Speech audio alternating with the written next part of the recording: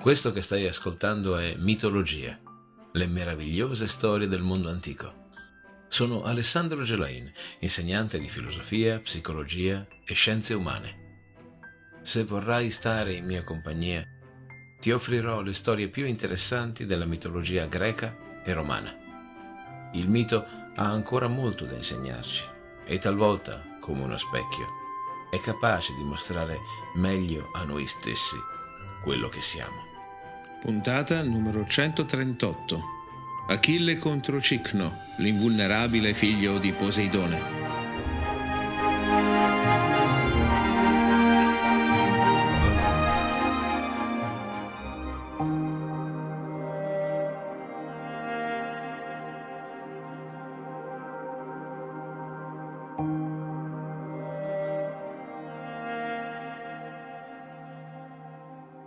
In una delle scorse puntate abbiamo parlato della triste storia del nobile figlio di Ificlo, Protesilao, il quale è stato il primo tra gli Achei a cadere sulla rada di Troia. Ettore lo ha colpito a morte a pochi metri dalla imbarcazione dalla quale era disceso poco prima. Insieme a Protesilao, però, in quel primo giorno sono scese nell'Ade altre 1000 anime per mano di un solo eroe che difende le mura di Troia, Cicno, l'invincibile.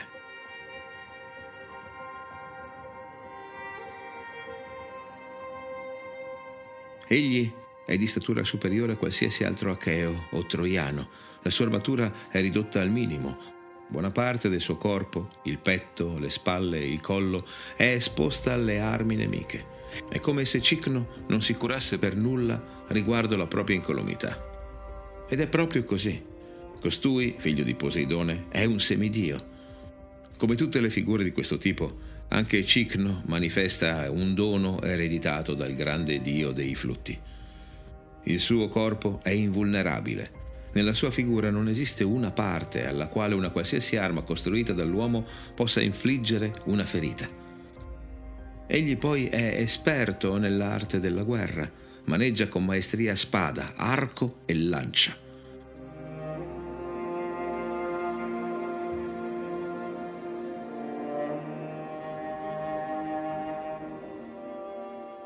Immagina perciò cosa possa significare combattere contro un avversario più alto e muscoloso di te, i cui colpi fanno tremare la terra stessa.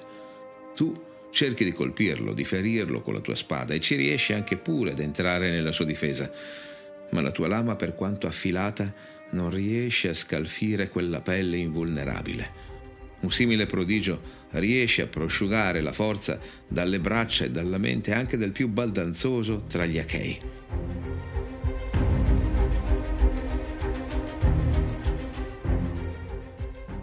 Cicno ride, beffardo e crudele negli scontri, insegue i nemici per finirli, uccidendone a centinaia.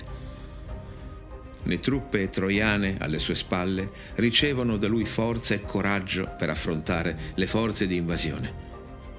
Ed ecco che, guidando un carro trainato dai suoi 2 divini cavalli, arriva Achille con il fuoco negli occhi alla ricerca di questo campione.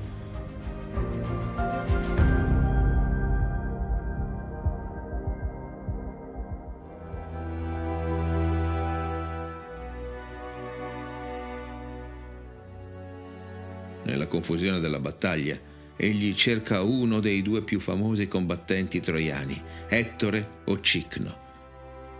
Il destino gli fa incontrare oggi il figlio di Poseidone, rimandando ad anni più avanti il fatale duello con Ettore, il principe troiano dal nobile animo.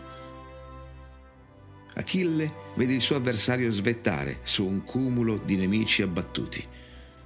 Cicno sorride al suo indirizzo, invitandolo a gesti di farsi avanti, di fare la prima mossa.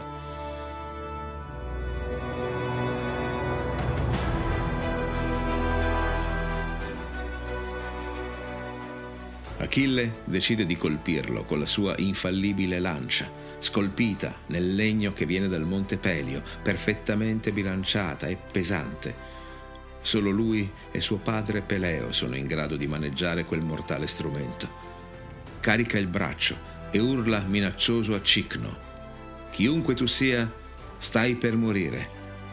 La tua consolazione sappi che lascerai questa vita con una morte gloriosa, per mano di Achille, figlio di Peleo.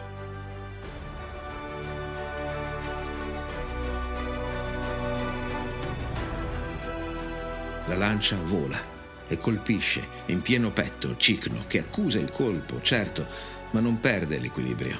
Egli è sempre fermo, solido, dritto in piedi. La meravigliosa lancia di Achille, rimbalzata sul petto del figlio di Poseidone, giace immobile, a terra. Il petto di Cicno ha ricevuto dall'attacco di Achille solo una leggera scalfittura.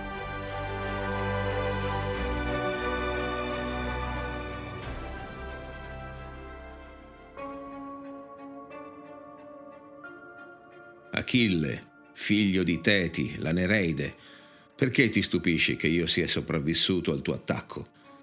Questo mio elmo e lo scudo non sono per me che ornamenti, tali così come sono per Ares quando scende in battaglia. Non mi servono per combattere contro te e per sconfiggerti.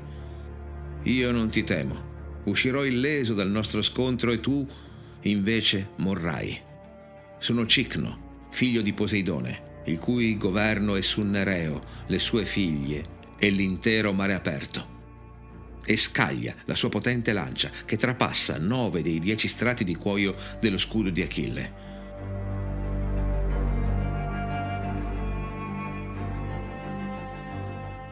Questi estrae l'arma e la rispedisce al mittente, anche questa volta senza risultato. Il troiano rimane sempre illeso. Achille controlla la punta della lancia. Non è spuntata o rotta. Allora è il suo braccio ad essersi indebolito. Nei mesi passati mai una cosa del genere è successa. Negli scontri consueti o in quelli eccezionali come quello contro Telefo, il fortissimo figlio di Eracle, il suo polso non ha mai tremato.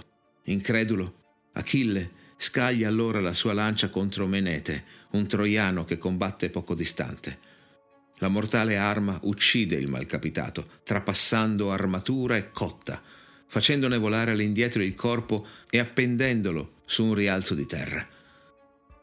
Achille, rincuorato sulle sue capacità, estrae l'arma e subito la lancia con quanta forza ha in corpo verso Cicno. Il troiano non riesce ad evitarla e viene colpito in piena spalla.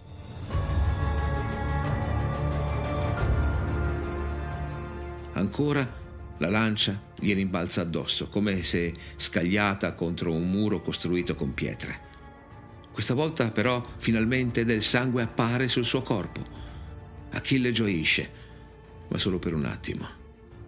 Cicno si ripulisce con il mantello. Quel sangue appartiene a Menete, la sua spalla e il suo petto sono ancora illesi. Basta. Achille affronta il suo nemico con la spada. Il duello vede prevalere l'abilità di Achille, che riesce ad effettuare diversi mortali affondi, ma ogni volta il corpo di Cicno, pur colpito, rimane senza ferita. La spada di Achille addirittura si smussa, perdendo il filo, a furia di colpirne inutilmente le carni.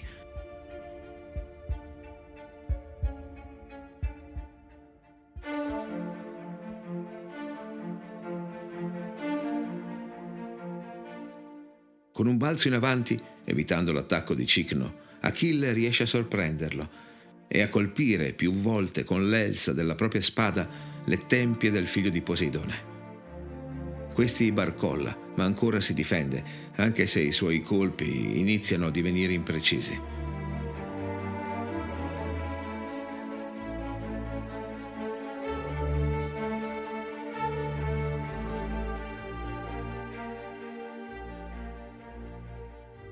Achille lo percuote al volto ancor più rabbiosamente, in modo da stordirlo sempre di più. Cicno indietreggia e si trova a spalle al muro contro una parete di roccia. Senza dargli tregua, Achille lo afferra e lo scaraventa a terra. Con le ginocchia e con lo scudo lo trattiene in quella posizione. Con le mani velocemente gli slaccia le cinghie dell'elmo e, stringendole più che può intorno al suo collo, lo uccide, strangolandolo.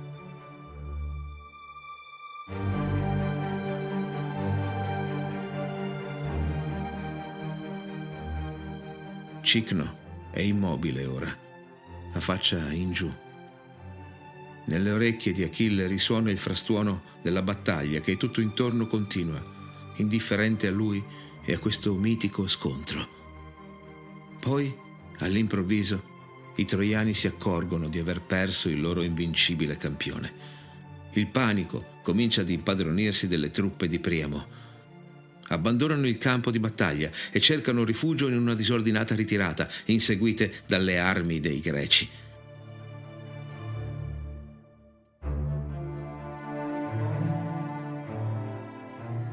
Achille sente il proprio respiro affannato calmarsi e il suo cuore rallentare il battito. Ecco, è il momento della spoliazione. Sta per appropriarsi dell'armatura e delle insegne di Cicno. L'eroe gira il cadavere del suo avversario, ma si ritrova tra le mani una scarna armatura ed un elmo vuoti. Cicno è scomparso. È stato Poseidone, il padre del combattente troiano, a sfilare dalle mani di Achille il corpo del figlio morto. La divinità del mare ha voluto risparmiare al proprio figlio l'onta di essere spogliato della sua armatura e lo ha fatto svanire dal campo di battaglia, trasformandolo in un bellissimo cigno bianco.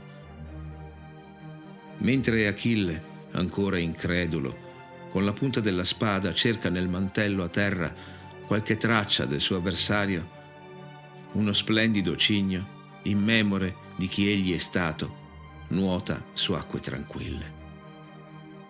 Da quel giorno, in memoria di questa divina metamorfosi, questi aggraziati animali portano il nome del figlio di Poseidone.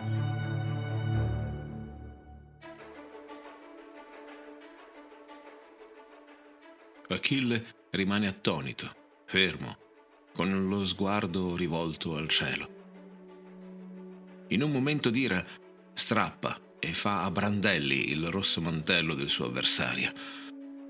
Tra le mani non ha più un trofeo. Quell'armatura vuota, quell'elmo ammaccato, per lui non rappresentano altro che una beffa. Attorno a lui i soldati greci festeggiano la sua vittoria, la vittoria del loro campione. Ma Achille, pensieroso e buio in volto, sale sul suo carro e si dirige veloce verso l'accampamento.